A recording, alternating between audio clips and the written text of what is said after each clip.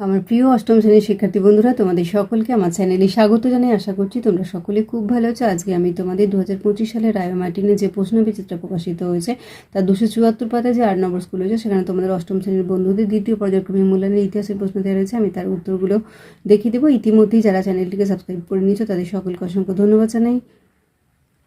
চলো তাহলে শুরু করছি। একের দাগের সঠিক উত্তরটি বেছে নিয়ে লেখো। দাদন বলতে বোঝায় অগ্রিম অর্থ। চিরস্থায়ী বন্দোবস্ত চালু করেন কর্নওয়ালিস। সতীদাহ প্রথা নিষিদ্ধ করেন লর্ড উইলিয়াম বেন্টিং। আর্য সমাজের প্রতিষ্ঠাতা ছিলেন দয়ানন্দ সরস্বতী। জাতীয় কংগ্রেসের প্রথম সভা বসেছিল বোম্বাইতে। মহারাষ্ট্রে শিবাজী উৎসব প্রচলিত হয় বাল গঙ্গাধর তিলকের নেতৃত্বে।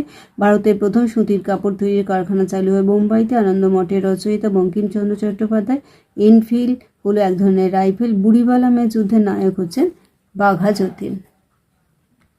দুয়ের দাগে কস্তম্ভের সঙ্গে খস্তম্ভ মিলিয়ে লেখো। সাঁওতাল বিদ্রোহ, এটা হচ্ছে 1855। রেলপথ নির্মাণ প্রকল্প শুরু, এটা হয়ে যাবে 1853 খ্রিস্টাব্দে। সুরাট অধিবেশন 1907 খ্রিস্টাব্দ। রাজা রামমোহন রায়, এটা হয়ে যাবে সতীদাহ বিরোধী আন্দোলন। দীনবন্ধু মিত্র হবে নীল দর্পণ। তিনের দাগের বেমানান শব্দটি খুঁজে বের করো, এটা হয়ে যাবে দয়ানন্দ সরস্বতী, তারপর তিতুমির, তারপর জাতীয় কংগ্রেস। চারেরটা দেখো, নিচের বিবৃতিটি ঠিক না ভুল নির্ণয় করো। দেখো, ক্ষুদিরাম বসু ও প্রফুল্ল চাকি কিংসফোর্ডকে মারতে গিয়েছিলেন, এটা হবে ঠিক। ভাইসরয় কথার অর্থ রাজপ্রতিনিধি, এটাও হবে ঠিক। পাঁচের একটি বাক্যে উত্তর দাও। রায়ত কথার অর্থ কি? কৃষক। দাক্ষিণাত্য হাঙ্গামা কবে কোথা হয়েছিল? 61 পাতা, একটু দেখে নেব। লিখবে যে আহমেদনগর ও পুনা জেলায় হয়েছিল 1875 খ্রিস্টাব্দের মে থেকে সেপ্টেম্বর মাস পর্যন্ত। আলিগড় আন্দোলনের জনক কে ছিলেন? স্যার সৈয়দ আহমেদ খান। বাঁশের কেল্লাকে নির্মাণ করেছিল? তিতুমির। অনুশীলন সমিতিকে প্রতিষ্ঠা করেছিলেন? সতীশচন্দ্র বসু। রাখি বন্ধন কবে পালিত হয়েছিল? 1905 সালে। জাতীয় কংগ্রেসের প্রতিষ্ঠাতাকে অ্যালান অক্টাভিয়ান হিউম। ছয়ের সংক্ষিপ্ত উত্তর দাও। সূর্যাস্ত আইন কি? 55 পাতায় দেখব।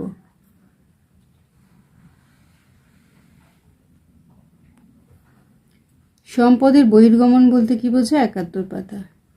এই যে উপনিবেশ থেকে এতটা লিখবে। সতীদাহ প্রথা কি? এটা রায়মার্টিন থেকে দেখব।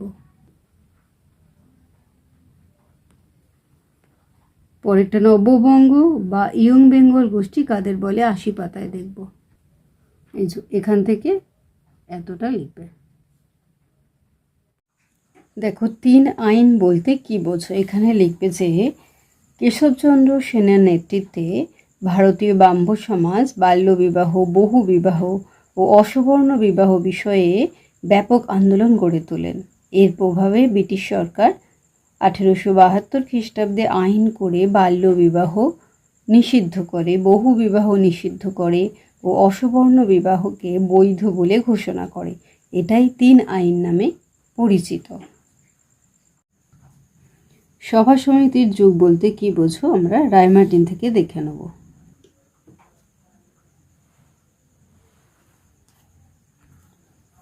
লাল বাল পাল কাদের বলা হয়? এটাও রায়মার্টিন থেকে দেখব।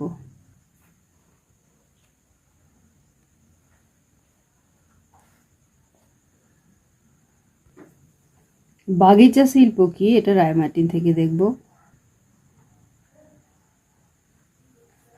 দিকু কাদের বলা হয়? 84 পাতায় দেখব।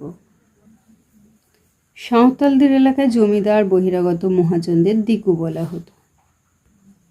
সাথে নিচের যে কোনো একটি প্রশ্নের উত্তর দাও। বিধবা বিবাহ প্রচলন সম্পর্কে সংক্ষিপ্ত বর্ণনা রায়মার্টিন থেকে দেখে নেব।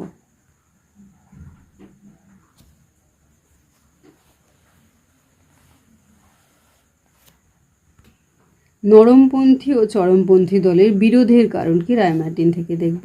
এখানটা তোমরা লিখবে, এরপর এখানটা লিখবে।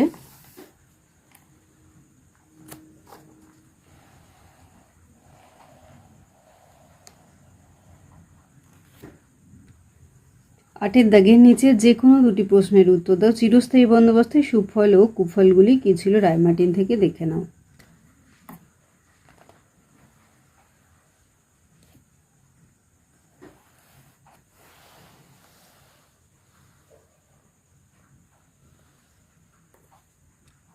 1857 সালের মহাবিদ্রোহের কারণগুলি আলোচনা করো। রায় মার্টিন থেকে দেখে নাও। এই দেখো রাজনৈতিক কারণ,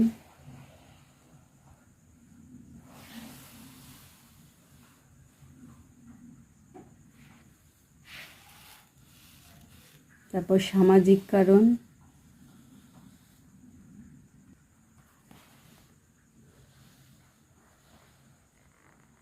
অর্থনৈতিক কারণ,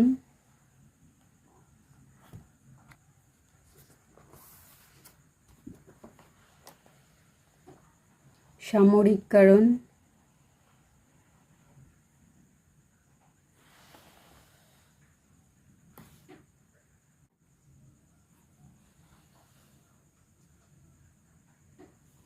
তারপর দেখো প্রত্যক্ষ কারণ।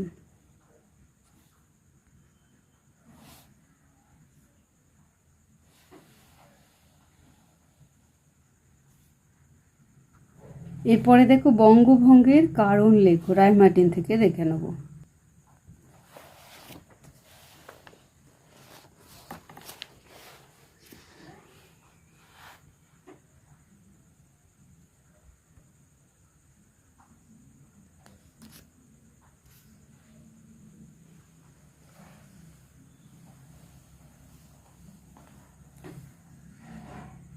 তাহলে আমার প্রিয় অষ্টম শ্রেণীর শিক্ষার্থী বন্ধুরা, আজকে তোমাদের আমি 2025 সালের রায় মার্টিনে যে প্রশ্নবিচিত্র প্রকাশিত হয়েছে তার 274 পাতাতে তোমাদের যে দ্বিতীয় পর্যায়ক্রমে মূল্যায়নের ইতিহাসের প্রশ্ন দেওয়া রয়েছে, আমি তার উত্তরগুলো দেখছিলাম। আশা করছি সকলেই বুঝতে পেরেছে। ভিডিওটি দেখার জন্য তোমাদের সকলকে অসংখ্য ধন্যবাদ জানাই। ভালো লাগলে লাইক করে, কমেন্ট করে, বন্ধুদের মধ্যে শেয়ার করো। আর আগামী দিনে নতুন নতুন ক্লাসগুলো পাওয়ার জন্য অবশ্যই চ্যানেলটিকে সাবস্ক্রাইব করে সাথে থেকো। তোমরা সকলে খুব ভালো থেকো।